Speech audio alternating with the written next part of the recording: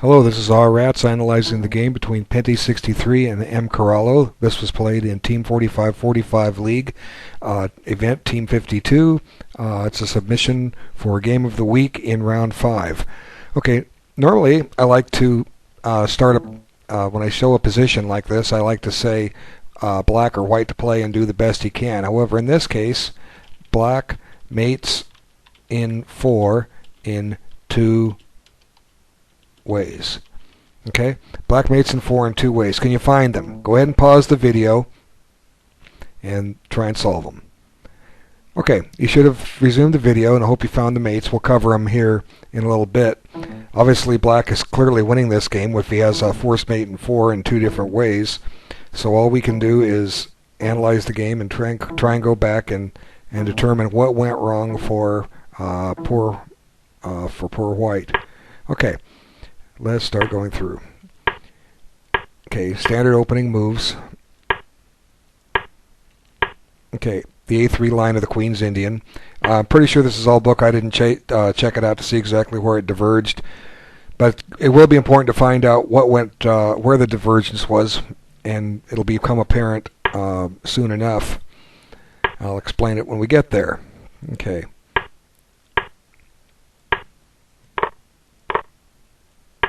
Perhaps this is out of book now. In light of what happened, and what I'll explain later, white might have been better off to play a move like bishop e3. It develops a piece and it guards the knight. Or as another alternative, which we'll cover, is bring the knight back to f3. And we'll try to explain why a little later why both of those moves may be important. Instead, what white does is he simply puts the knight on b3 attacking the bishop, and the bishop just goes back. Now I believe this knight on b3 is misplaced, and I'll explain why soon enough. Okay? Now we're going to go forward. Okay. Both sides just continue the development. Okay, notice for the moment that white hasn't developed that queen bishop and queen rook yet. Was this rook to the d file the correct move? That could be. A lot of times white will put his rooks on c1 and d1, but he might have thought about bringing the bishop out first, get the minor pieces out first, and then figure out where to put the rooks. This is a theme which will come up in some of my future videos, of get the minor pieces out first, then determine where you would like your rooks to go. Alright, let's go on. If my mouse will cooperate. There it goes. Okay.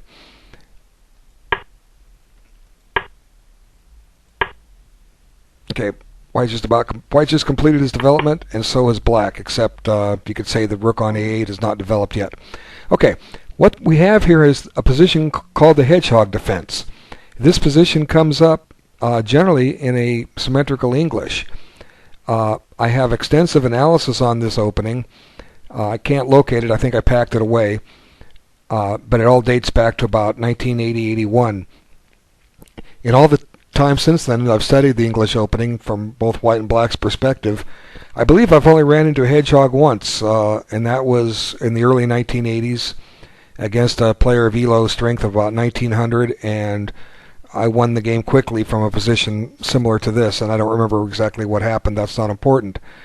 But a lot of people have frowned on the hedgehog, but it's a very, very, very solid defense for black. It's not easy to crack. And before we get into the methods to crack it, let's just talk a minute about the hedgehog. There's a famous game which you should be able to find here on ICC between Bobby Fischer and Ulf Andersson. I think it was played in 1970 in the Siegen Olympics. So you should be able to find it.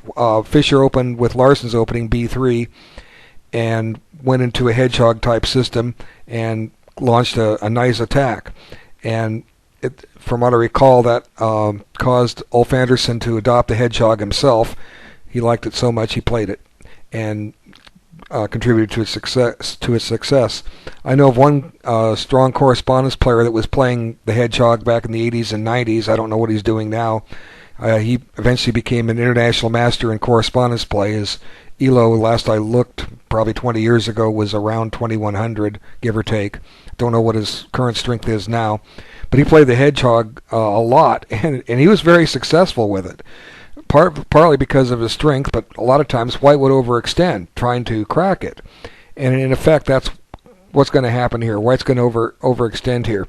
Now, the normal hedgehog, even though the opening will say this is a Queen's Indian, we've actually transposed into an English, and there's probably a couple of pieces here that aren't on the squares they should be at. The pawn on A3 generally isn't there. It's back on A2. And the knight on B3, as I said, is over on F3. That might be a reason why I said bring the knight back to F3. How should white consider carrying out a plan of action in a hedgehog? In a normal hedgehog, you might, at some point, want to try to force in pawn to E5. The logic behind this is if there's an exchange at some point. Now, obviously, you can't do it in this position. But if there's an exchange, the D pawn and the E pawn disappear, and white is left with a queenside pawn majority. Now, that's not enough to win, but often it can be. If you get down to an endgame, the queenside pawn majority can be a very valuable asset to have. We won't get into that. That's beyond the scope of this lesson, but that's one way to try to handle the hedgehog. Another way to handle the hedgehog is just sit on the position to see what black does. Well, one drawback with that is black may just sit here and try to draw the game, and if you overextend, you're going to end up losing. Okay. Other ways to handle the hedgehog are just to try to find other ways to trade pieces and get into some kind of favorable ending that maybe you'll have the better minor pieces. But you don't want to overextend. Now, the black player, he can play the hedgehog for a win. A lot of times, like if you're facing the Roxy bind in a Sicilian defense or other similar positions, black will strive to play freeing moves D5, B5, and D5 at some point. And once his pieces are all in play, black can do fine here. What's white's other plan of action? Well, you could also go for the kingside attack, much like Fischer did, except Fischer did it from the black side with colors reversed. You might try to advance your kingside pawns and then shift things over. So there's a lot of different ideas to try in the hedgehog. Again, I'm not extremely familiar with it because I only played it once, but I know some of the basic ideas, and they are not all that important. But if you're looking for a decent opening to play as black, that I can recommend the hedgehog, because a lot of white players will simply go nuts trying to break it open, and it's not that easy, as white found out. Okay, so white played F3, solidifying the E4 square that black had some pressure on. Now, one drawback with a move like this is, as I said earlier, the knight belonged on F3, and he's not going to get there now. White would have had an opportunity to get that knight over to F3, as you'll see shortly, but he didn't. But still, white's got at least an even game. He's not losing this position. And then let's just carry on a few more moves. And now white plays the knight to D4. Now you can see where maybe that knight could have gotten back to F3. Since he put it back on D4, admitted the mistake of going to B3 in the first place, he's gone to D4. It would have had an opportunity to go back to F3. Then with a little preparation, eventually maybe you can get pawn to E5 in and go for the queenside pawn majority, as I explained. Okay. Rook E8, continuing two hedgehog formation. I would note that I don't have the times elapsed on this because I had to create this game from scratch on my own. The game had disappeared from both players' history. But black played this game very quickly, which was rather surprising, that he could keep finding good moves. But if he knows the hedgehog defense, this is the basic hedgehog formation. But he still continued to play very quickly, which was very surprising. White played kind of quickly, but he didn't use all of his time. Okay, let's take a look a little further. So white starts looking for ways to maneuver. In some cases, you just see this B pawn. You say, well, that could be a weakness. I'll go attack it, and white will do that, and we'll see where that goes in a few moves. Okay, now he's got the battery set up where the knight. Once the knight moves, there's an attack on B6. Knight A4, which attacks the pawn directly. Now white played knight B3. Now before we analyze this particular position. Look at this knight. He's kind of gone. He started out going to f3, then to d4, then to b3, then back to d4, now back to b3. Obviously, white has a plan for doing something here, but this plan isn't going to work. What are his other alternatives? If he wants to attack the pawn on b6, what are his other alternatives?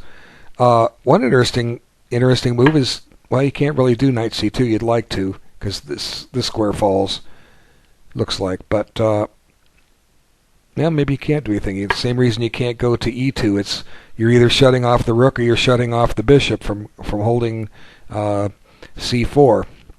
Okay, so, but with preparation, we could get that in. We could stop and maybe play b3. Of course, the a3 pawn is weak. Black may have an appropriate counter thrust with d5 we have to consider before even analyze b3 out to its extent.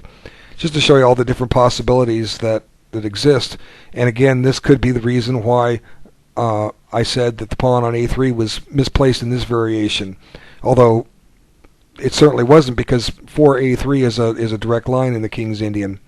Against the Queen's Indian. Okay, let's go forward. Now white could take that, and he didn't, and I asked myself why, but might not. Let's take a look. I'll just show you what I analyzed out already.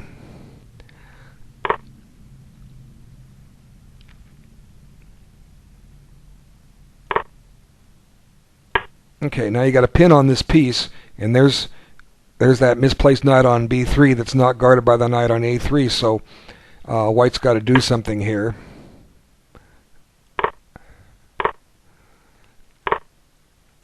This was something I analyzed out, and I'm just showing it to you to save time on the recording. Now this pawn is gonna fall, and black's gonna have the bishop pair. You've got to do something with the threat on his queen. You know, there'll be a pin there. We got to put the king on h1 and then be prepared to move the queen somewhere. But black shouldn't have anything to fear here, and it's a whole different ball game. Okay, let's revert to the main line.